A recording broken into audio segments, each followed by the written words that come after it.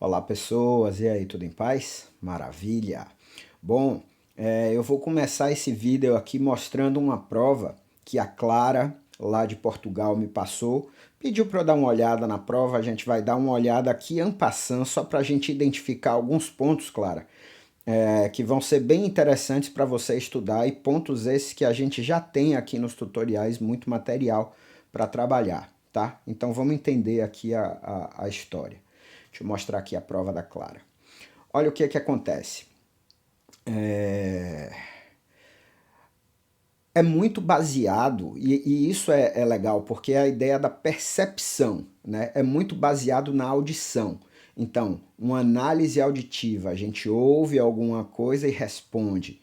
Um ditado atonal, ou seja, ela dá a primeira nota e aí vem uma série de notas, né? Além da primeira, uma, duas, três, quatro, cinco, seis notas, para a gente ouvir esses intervalos e conseguir escrever isso. Então aqui nos tutoriais a gente tem trabalhado muito isso. A gente vê que a Clara teve um pouco de dificuldade nisso aqui. Então nesse vídeo de hoje, Clara, eu vou mostrar material que você pode praticar aqui também e que você pode praticar também no violão, tá? Você falou que estuda violão e estuda piano e é muito interessante da gente praticar isso no instrumento. Olha só que bacana, o reconhecimento auditivo de acorde, você vê que como ela toca violão, ó como ela foi bem. Tá vendo aqui, ó? Errou apenas um. Então são essas coisas que normalmente acontecem. A pessoa que estuda violão, que estuda piano, se dá bem nessa parte da percepção dos acordes, e quando chega na hora da melodia, não se dá tão bem. O pessoal do piano até que tem mais desenvoltura com a parte melódica também. Quem se dá melhor nisso aqui? Quem toca instrumento melódico, né? Quem toca violino, flauta, violoncelo, né? Os instrumentos melódicos por natureza. Esse é difícil, né? Esse é difícil porque você vê é um ditado a quatro vozes, né? E você ainda tem que colocar as funções aqui. Depois eu vou procurar essa peça aqui para a gente fazer. Esse aqui é um ditado rítmico, que a gente vê que ela foi bem em um pedaço, né? Mas quando ela foi mal aqui nesse primeiro pedaço, tem vários X aqui em cima, mas aqui na parte de baixo ela melhorou, né? Mas dá para melhorar ainda. Isso aqui eu já achei essa peça, esse andamento, né? O segundo movimento dessa sinfonia de Beethoven, e no próximo vídeo eu vou fazer aqui direitinho para a gente entender. Mesma coisa a gente vai fazer aqui, ó, o ditado melódico, né, com uma peça de Mozart. Então o que que acontece? É muito baseado na audição, né? Então a gente tem que criar realmente essa consciência, né, para que a gente possa simplesmente escrever. Deixa eu mudar aqui para antes de eu pegar aqui e mostrar as ferramentas. No mundo da informática, a gente lida muito com a ideia de entrada, processamento e saída. Entrada, processamento e saída. Nesse caso da prova, na prova de percepção, a entrada, o estímulo, né, é sonoro, a gente ouve aqueles elementos, aí a gente processa, e a saída, quer dizer, a nossa resposta é o que a gente vai ter que escrever ali na prova, através de uma melodia, através de um ditado, através de um ritmo, tá? Então a gente tem que criar justamente esse processamento para poder garantir que a nossa resposta vai ser coerente. Então, só para mostrar aqui, para Clara e para as outras pessoas. Essa parte aqui, ó, Clara, que você não foi muito bem, que essa parte aqui dos intervalos, é justamente o que eu estou trabalhando nesse começo aqui agora. Esse aqui foi o e-mail que ela me passou. Essa página eu estou lançando hoje, tá? A mensagem da Clara justamente me motivou a dar uma arrumada nisso aqui. Então eu chamei aqui de Central dos Intervalos, tá? E olha só o que é que eu fiz. Para cada intervalo daquele que a gente já trabalhou, e as categorias também, eu criei aqui um sisteminha que é um gerador desses intervalos. Então, por exemplo, intervalos de segundas. Aí tem aqui segundas maiores e menores. E aí a gente vai clicar aqui no botão ouvir e vai responder. Se a gente tiver em dúvida, a gente clica aqui de novo para escutar novamente e aí a gente responde, certo? E aí, como a gente respondeu corretamente, aí eu vou responder errado agora. Aí marcou um errado aqui para mim, tá? Então, olha o que acontece. É a gente criar o hábito de ouvir o intervalo, tá? Ouvir o intervalo e ir respondendo. Claro, aqui ó, eu coloquei um link aqui para a gente voltar para a página central dos intervalos. Por quê? Porque aqui eu estou com segundas apenas, segundas maiores e menores. Voltei para cá, quero trabalhar as terças agora. Olha aqui. Então agora vamos para as terças.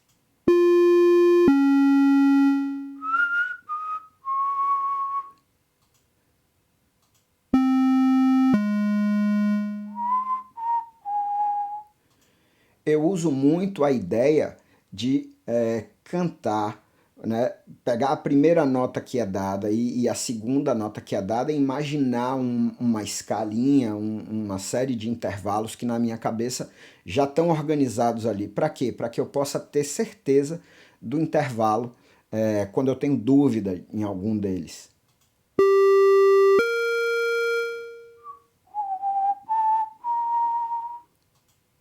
Certo? E aí quando a gente cria essa consciência fica mais fácil, certo? Da mesma forma que tem segundas, tem as terças, tem também aqui as quartas. Essa é a quarta justa, tá? E aí tem também as quintas.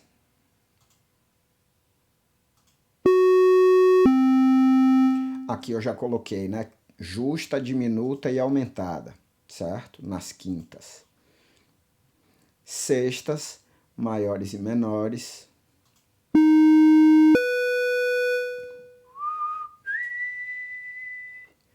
Não é isso?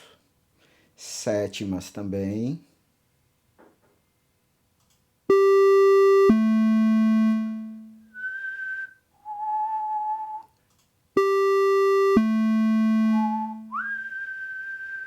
Eu uso muito a ideia nas sétimas de inverter. Então eu canto o intervalo, né? Ou assovio, ou faço qualquer coisa nesse sentido. Se ele foi descendente e eu não tenho muita referência do intervalo descendente de sétima, o que é que eu faço? Eu pego as duas notas e inverto, faço ele ascendente também. Aí para mim fica mais fácil.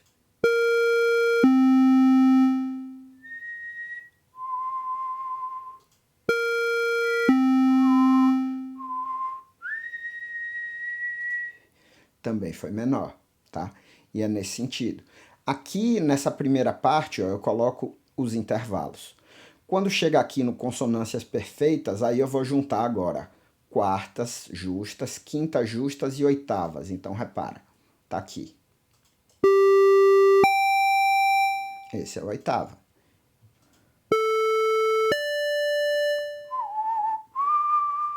Esse é a quarta.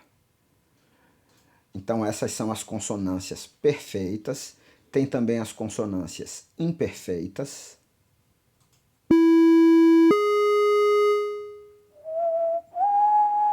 Que são as terças e sextas, né? Opa!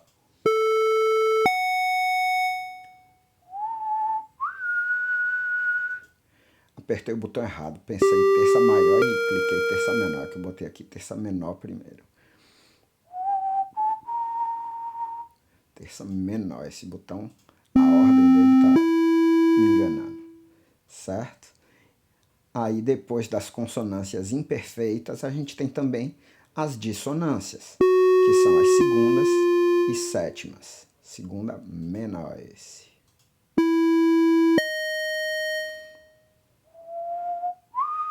É isso?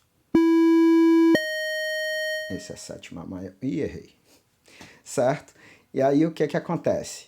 É só ir praticando isso. O legal é que esse material está aqui.